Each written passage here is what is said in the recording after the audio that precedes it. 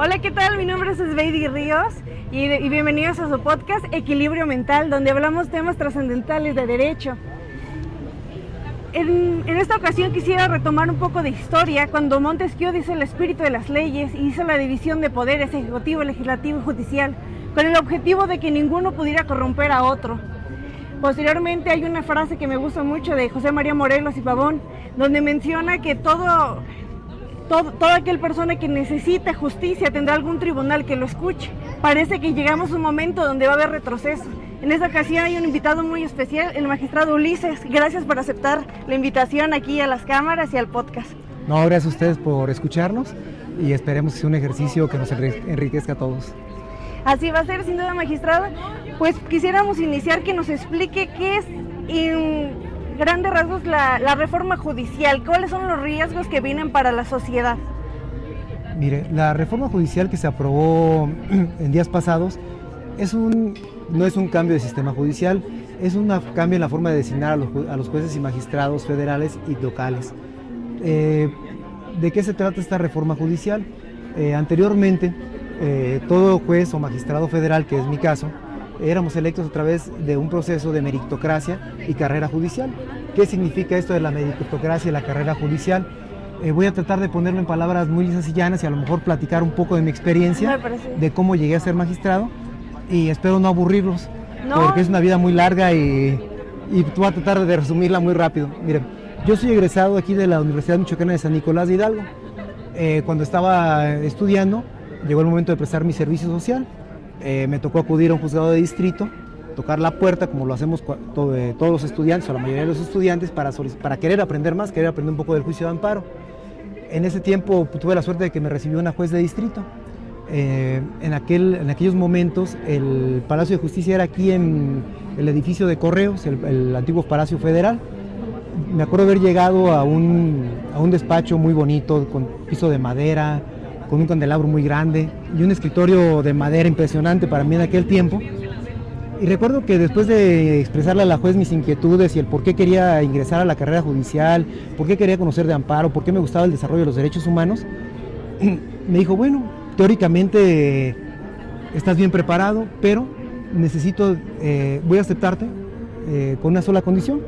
Me dice, como todo buen meritorio, como buen practicante, te va a tocar acompañar a los litigantes a copias. En principio tienes hora de entrada y no hora de salida, te toca sacar copias hasta las 10, 12 de la noche, aquí tienes que estar. Pero sobre todo, cuando tengas contacto con algún litigante, si lo acompañas a copias y recibes un chicle o un refresco, en ese momento que yo me entere, te vas. Okay. Pero si ya tienes un nombramiento, te voy a procesar, porque estás cometiendo un delito federal. Créanme que como estudiante de Derecho esas cuestiones te marcan éticamente. Sabes a lo que te estás ateniendo y la responsabilidad que estás asumiendo aún como estudiante. Claro, la responsabilidad legal, ética, así como abogado también. Ajá. Entonces, en ese momento me dieron la oportunidad de estar como prestador de servicios profesionales. Estuve durante un año. Ahora, al momento de que ingresamos como practicantes, como prestadores de servicios, comenzamos realmente nuestra curva de aprendizaje, que es lo que ahora muchos le critican a la ministra Lenia. Sí, es lo que íbamos a mencionar posteriormente, ¿no? Es esta ministra que dice que sigue en la curva de aprendizaje, lleva un año y en su ponencia no ha habido resultados. Sí, mire, es debatible y creo que siempre el hecho de que la Corte sea cosmopolita, de que existan teóricos, que existan luchadores sociales, que existan jueces de carrera, le da un ingrediente a la Corte de buen diálogo, de buen ambiente laboral para poder resolver los asuntos, pero sin denostar a las demás personas. Creo que acá la curva de aprendizaje la tenemos en ese momento que ingresamos como practicantes para poder llegar a ser oficiales administrativos. Cuando llegamos al momento de que el juez nos dice, oye, tengo un lugar de oficial administrativo, tú ya cumples el perfil, tenemos que demostrar que dentro de los 6 o 7 prestadores de servicios somos el mejor y que podemos realizar el trabajo, que desde el primer día no le vamos a dar un problema a nuestro secretario, que ya desde ese momento nuestros acuerdos van a ir sin faltas de ortografía, con el contenido tanto de fundamentación como de motivación que tienen que llevar, y trabajar, me acuerdo que muy limpio. Trabajar en ese tiempo me tocó empezar con máquinas de escribir, y en aquel tiempo equivocarse en una letra era repetir todo un acuerdo. Entonces, esa es la forma en la que ingresamos al Poder Judicial. Posteriormente, a mí me tocó, una vez que terminé la carrera, el juez con el que en ese entonces trabajaba aprobó su examen para ser magistrado de circuito. lo cambian de Morelia, lo adscriben a la ciudad de Jalapa, Veracruz, y en ese tiempo yo tenía muchas inquietudes y empezaba a realizar proyectos de sentencia. Y realmente su motivación era decirme, oye, no eres tan tonto, creo que sí, más o menos puedes hacer esto.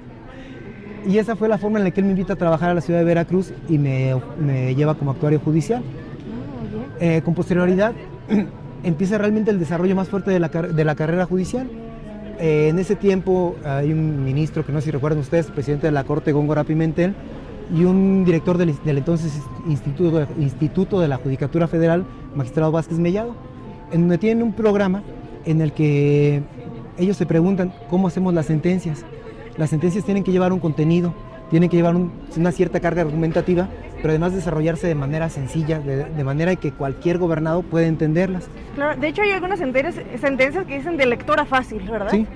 Y para que sea de entendimiento. Y en aquel tiempo comenzaba esta parte de la argumentación jurídica a impregnar en México. Entonces, ahí me toca participar en un examen de oposición en donde de 800 personas nos ganamos una beca 28 personas para ir a la Ciudad de México y estar en cierta forma en un internado, en donde teníamos clases teóricas de 7 de la mañana a 2 de la tarde y de 4 de la tarde a 8 de la noche teníamos únicamente casos prácticos y filosofía del derecho. Todo eso que nos está mencionando, magistrado, es parte de la carrera judicial que tanto se menciona.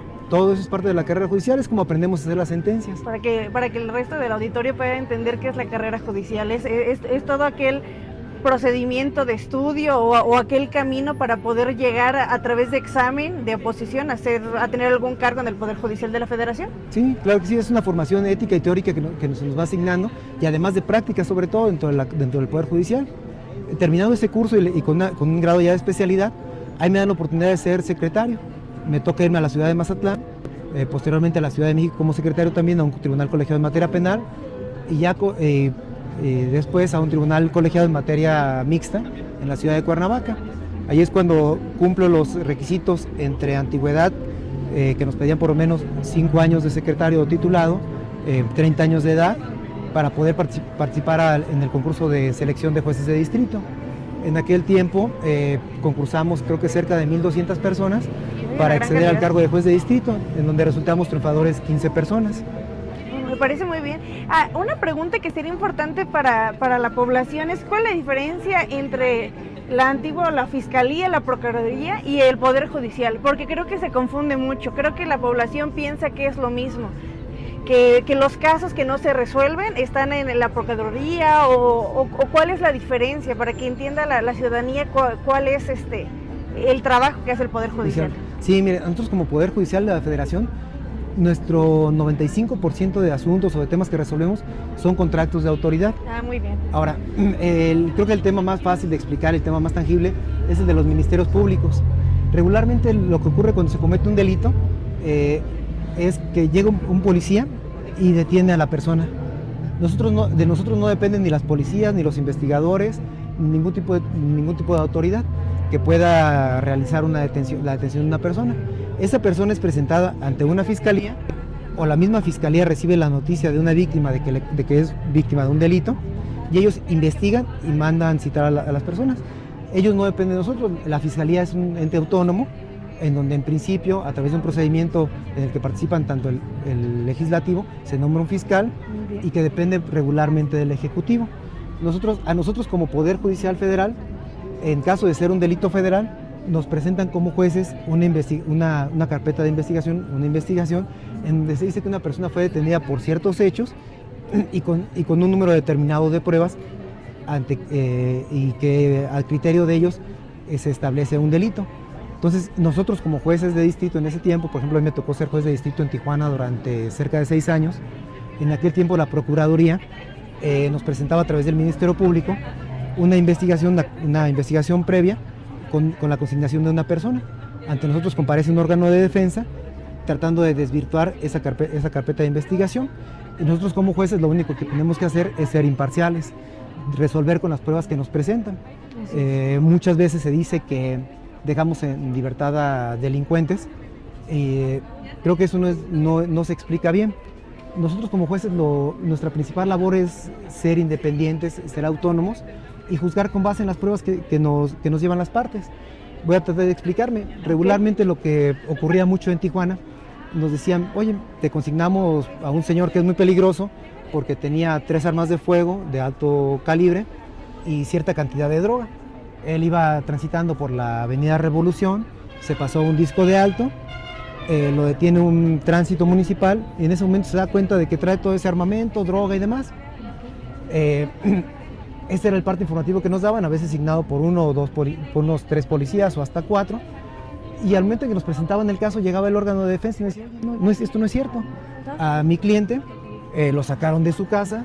Hay videos inclusive del municipio o del estado en C2 o C4 que demuestran que pasó una unidad sin balizar, que llegaron hasta la puerta de su casa, lo cual te corroboro con un video de cierta tienda de conveniencia o de tal lados, en donde se ve cómo los agentes del orden, sin ninguna orden de cateo, ingresan violando cerraduras, rompiendo puertas y lo sacan. Te traigo los testimonios, videos certificados y cierto número de pruebas en donde te demuestro que no es creíble la versión de la Fiscalía o de la Procuraduría en ese tiempo. Nosotros como jueces, únicamente con las pruebas que tenemos en nuestras manos, decidimos qué hacer o no. Entonces, si realmente tenemos un cúmulo mayor de pruebas que desvirtúan la averiguación previa, es que se dictan las libertades después de un procedimiento donde se han escuchado a las dos partes. Muy bien, quisiera rescatar 2 puntos. El tema de la imparcialidad. Si ahora los jueces van a ser elegidos por votación, ¿qué tan riesgoso va a ser el tema de que sean imparciales y no se deban a un partido político? Ese es uno principal. El tema de la suspensión.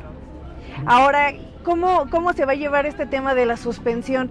Porque el Poder Judicial era el que podía ayudar a suspender en abusos de autoridad. El tema del amparo, bueno, se podrá referir, pero ya no va a poder pues llevarse como tenía que ser, porque la suspensión es a la que quieren pues que omitirla. Mire, me toca 2 temas muy complejos, voy a tratar de separarlos. En principio voy a tratar de platicar lo que es el amparo. Perfecto. El amparo procede contra actos de autoridad. En el amparo nunca hay un ciudadano contra otro ciudadano, siempre es un ciudadano que se viene a quejar de un acto de autoridad. Okay. ¿Y qué tiene que ver esa parte de la suspensión? Dentro del procedimiento de amparo siempre se va a llegar a una determinación si el acto de autoridad es correcto o incorrecto, constitucional o inconstitucional en nuestros términos jurídicos, pero nosotros en la mayoría de las ocasiones tenemos que dejar viva la materia del amparo. Voy a tratar de poner un ejemplo muy burdo y después lo que ocurre en la realidad. Es cómo surge la suspensión de amparo. Antes, cuando se daba el fusilamiento o la ejecución de las personas, pues la autoridad llegaba y decía, oye, yo encontré a esta persona y lo voy a fusilar en este momento. La suspensión del amparo servía para que una vez que se determinara si merecía la pena o no de fusilamiento, tuviéramos una materia sobre la cual fallar, es decir, oye, en lo que averiguamos y lo que decidimos si es correcto o no, no me lo fusiles, por favor. Y ya después te digo si puedes o no fusilarlo. Es un ejemplo muy duro, pero para eso sirve la suspensión, para que nosotros podamos decidir en el fondo si el acto de autoridad es constitucional o no. Bien. Ahora, en un ejemplo muy de estos días, ¿qué ocurre en muchas oportunidades y lo que ocurrió en varios aspectos del Tren Maya y a grosso modo? El Tren Maya o muchas obras del gobierno que son para favorecer a los gobernados en teoría, pasan por lugares que son reservas naturales o que pertenecen a comunidades indígenas o que pertenecen a ejidos. Los ejidos a veces comparecen ante el juez de distrito y le dicen, oye, es que van a talar aquí mis árboles y es una selva que no se ha tocado en miles de años. Entonces, creo que nos dicen a nosotros en la demanda de amparo, te pido por favor que le digas a la autoridad que va a realizar la obra, que te enseñe que tiene un estudio de impacto ambiental, que este lugar sí puede ser talado y que tienes todos los lineamientos para poder pasar la obra. No me pongo a la obra simplemente que me enseñen todos los permisos. Perfecto. Entonces, como juez de distrito, ¿qué es lo que recibes? Dices, oye, hay un peligro de que se corte un árbol, de que se tale una selva que no se va a recuperar, que se va a violar ese derecho a un medio ambiente digno de manera definitiva. Entonces, lo único que se dice es, a ver, deténme por favor esta obra y enséñame por favor, autoridad, que cumples con todos los permisos para llevarla a cabo. Yo te voy a fallar en el fondo si es o no constitucional tu acto, si puedes o no llevarlo a cabo, pero por lo pronto no me tales esto por favor, porque el bien, sopesando el bien que vamos a tener de conservar una selva de cientos o miles de años al hecho de que se demore la obra 2 o 3 meses, creo que para todos es más razonable que se demore una obra 2 o 3 meses y podamos examinar el fondo. Entonces, para eso sirve la suspensión del juicio de amparo. El juicio de amparo sirve para la suspensión del juicio de amparo sirve para mantener viva la materia del fondo del amparo. Ahora, no sé si me expliqué bien en este tema o ampliamos un poquito más, perdón. Sí, yo había escuchado también un asunto que lo hablaba también con un amigo abogado, el tema de la suspensión. Por ejemplo, había un asunto de un niño que tenía cáncer, en el IMSS no fue atendido para que, no sé, lo diera la ciudadanía, y como se le dan las violaciones porque no, a sus derechos humanos y su derecho a la salud, porque no le dan sus quimioterapias, él puede recurrir a un juicio de amparo para que de esta manera, pues, haya una sentencia a su favor y tenga la atención de manera privada. Entonces, si yo de alguna manera después de esta reforma yo tengo algún problema con alguna autoridad, aunque yo lleve el juicio de amparo, ¿ya no va a existir la suspensión o cuál es lo que va a suceder? Mire, de momento o en teoría, la suspensión del juicio de amparo sigue. Lo que nosotros propugnamos es que no se trata, la reforma judicial al final de cuentas no se trata de un cambio de sistema. El cambio de sistema sí puede ayudar a mejorar la calidad de impartición de la justicia. ¿Por qué? Porque se pueden realizar procedimientos más ágiles, procedimientos que se acerquen más a la ciudadanía, procedimientos en los que los ciudadanos se vean mejor defendidos y entiendan cuáles son sus derechos. Y en este caso creo que va a ser todo lo contrario, porque se escucha lo de que ahora va a ser jueces sin rostro, ¿no? Hay dos temas ahí. Uno, nosotros al momento de que nosotros defendimos primero en sede política y ahora empezamos en sede jurisdiccional que no debía llevarse a cabo esta reforma, lo que tocamos son los intereses de la sociedad, o buscamos tutelar los intereses de la sociedad. La sociedad tiene derecho a llevar un juicio como algo previo al proceso, tener un juez que sea capaz técnicamente, que sea un juez autónomo e independiente, es decir, un juez que me vaya a resolver, que conozca el tema, pero además que el juez no responda a ninguna motivación política o de ninguna otra índole. Es decir, se maneja un tema controvertido con nosotros de nuestros salarios. Claro que no ganamos lo que dicen que ganamos, ojalá, dicen mis hijos, papá, no viviríamos aquí. Dice, tendría muchas novias. Estaría en Dubái. Estaríamos en otro lugar, pero lo es que no tenemos un salario digno y eso nos blinda de cualquier presión externa, de cualquier presión política o de cualquier presión económica. Okay. Nos brinda la carrera judicial y la formación ética. Entonces, esos derechos que se tienen como ciudadanía de acudir a una persona que me va a escuchar, que conoce del tema y que además no depende de la misma autoridad a la que va a juzgar. Es decir, si aquí el presidente municipal quisiera adueñarse de esta plaza pública y yo soy compadre del presidente municipal o el presidente municipal me ayudó a llegar a mi nombramiento, pues lógicamente tendría un compromiso para fallar con él. Bien. Entonces es lo que no se busca. Lo que siempre se ha dicho, como decía usted ahorita de Montesquieu y de los antecedentes, es que el juez responde a la ley. Entonces va a haber un momento en el que el juez no va a responder a la ley, va a responder a sus electores o a las personas que lo apoyaron y se va a confundir las funciones. ¿Por qué? Porque como juez puedo decir, la ley no la voy a aplicar porque mis electores me llevaron a este lugar con base en una promesa de decirles que no iba a respetar estos principios legales o constitucionales. Entonces, la legitimación ya no sería la ley, sino sería la misma que el del diputado o el del senador. Bien. También el tema de que entonces todos ustedes que sean magistrados, jueces, se van a quedar sin trabajo y ahora van a estar... los van a poner como a competir por algo que tanto les costó ahora por tómbola, ¿o qué va a suceder? Sí, mire, desgraciadamente es poco claro el procedimiento. Nosotros tenemos, como le comentaba, al momento en el que se participa para juez, ¿cómo nos escogen primero? Voy a tratar de ir en retrospectiva para tratar de explicarme, porque a veces hablo muy rápido. Somos dos. Soy una persona muy acelerada. Entonces, mire, cuando se lleva un examen de juez, hay un órgano administrativo que es el Consejo de la Judicatura Federal. Este órgano administrativo, como muchas personas lo saben, se compone por 7 integrantes. Es la presidenta o presidente de la Corte, 3 magistrados que se eligen de entre todos los ratificados por méritos y por un programa de administración por el Pleno de la Corte, pero también hay 2 consejeros que obedecen o son designados por el Senado y uno por el presidente de la República. Ese órgano administrativo emite convocatorias para las plazas que se liberan de juez de distrito. Esas convocatorias en ocasiones son abiertas y puede participar cualquier abogado. En las últimas oportunidades creo que había hasta 3 o 4 mil personas compitiendo por 20 puestos de juez de distrito. En primer término se lleva un examen teórico. El examen teórico son 100 preguntas en donde se plantean 100 casos distintos, ya resueltos regularmente por jurisprudencia.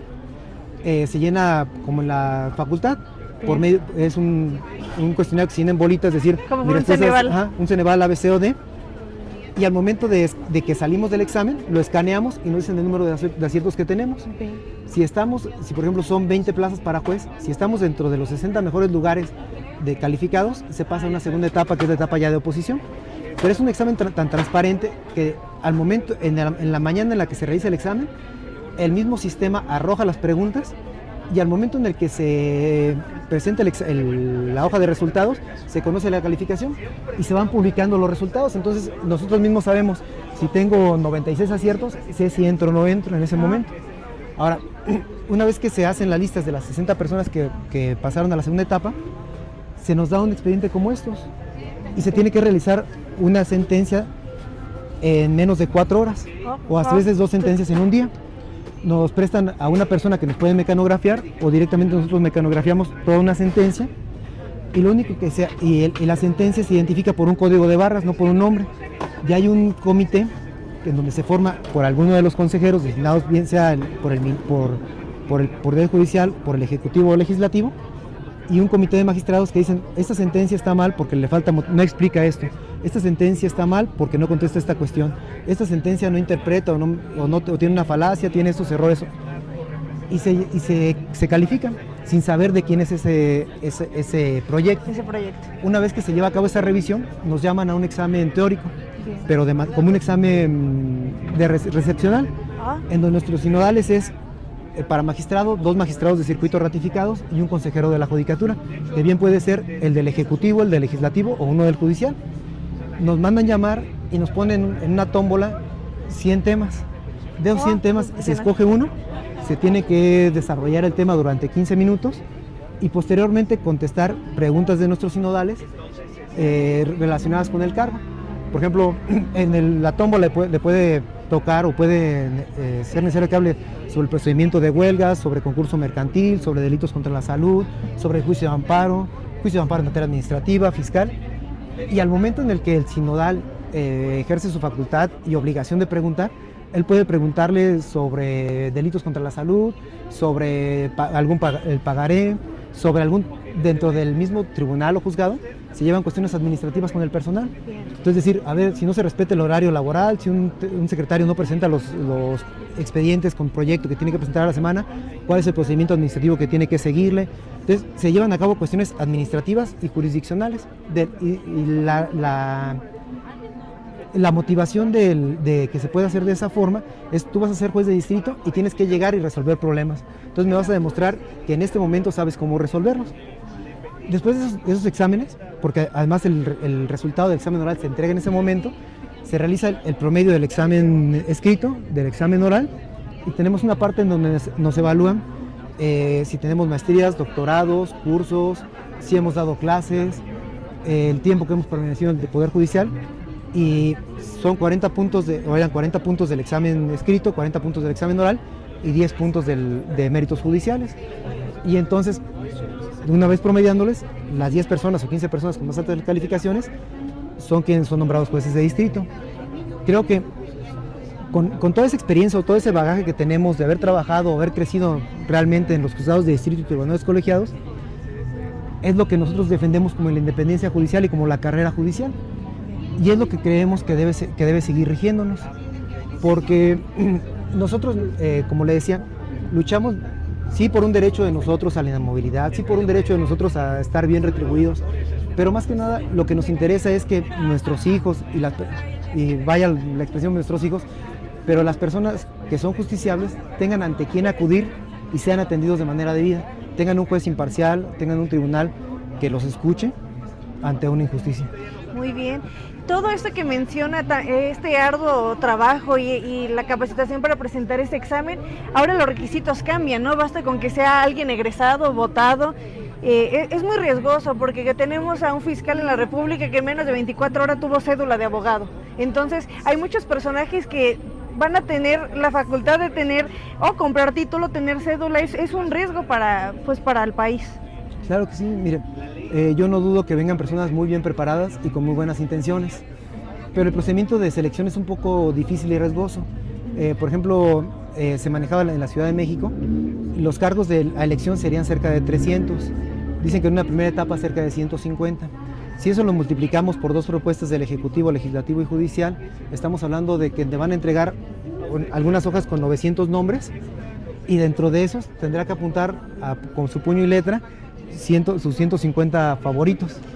Entonces, a nivel Michoacán somos 41 titulares, sería nombrar cerca de 20, tendríamos que nos darían una hoja con 120 nombres y de ahí apuntar 20, el de 20 personas. Entonces creo que es un poquito complejo, creo que, o espero que en las leyes secundarias se pueda remediar un poco esto y se atienda a las propuestas que se están realizando tanto de la academia como de las personas que trabajamos en el Poder Judicial y sobre todo de la sociedad, y poder rolar un mejor sistema de justicia. Realmente sabemos que como sistema de administración de justicia tenemos errores y que podemos perfeccionarlos, pero creemos que no es la forma en la que se está proponiendo. Okay. ¿Quieres hacer alguna pregunta, Miguel? La gente habla de una eliminación. ¿Es la eliminación, modificación, sustitución, reemplazo? ¿Exactamente qué es? Creo que no sé cómo denominarlo, sería un reemplazo.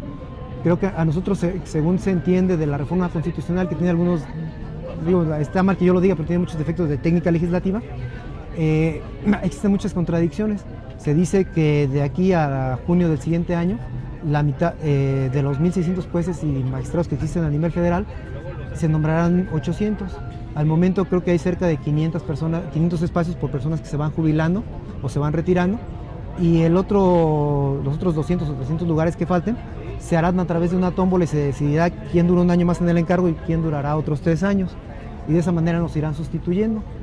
Creo que es un poco incierto, creo que a ninguno nos gustaría que nuestro destino se definiera primero como justiciables, que en nuestro caso lo viera alguien por elección en tómbola, y además nosotros lo vemos que no es el sistema más idóneo.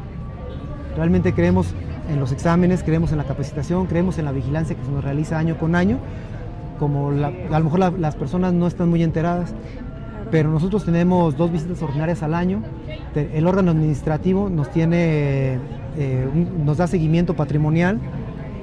Ellos ante nuestro órgano administrativo tenemos que declarar cuánto gastamos en una tarjeta de crédito, si adquirimos una televisión, una sala, algún vehículo. Entonces creemos que esa es la forma en la que nos pueden evaluar año con año, y más que simplemente la sociedad realmente nunca poco se queja de los jueces y magistrados federales, y cuando se quejan existe una unidad de investigación que nos investiga, y vaya, la forma de investigarnos es esta vez está chusca. En otra oportunidad les contaré lo que he aprendido de esto. Sin duda va a seguir viendo más entrevistas. Y para concluir, ¿hay algún organismo internacional de alguna manera para poder frenar esta reforma, o ya estamos navegando contracorriente? Mire, la reforma judicial ya fue aprobada, como todos saben ya entró en vigor. En estos días se va a promover una demanda de amparo en la que se buscará pedir a jueces de distrito la suspensión para que no se implemente.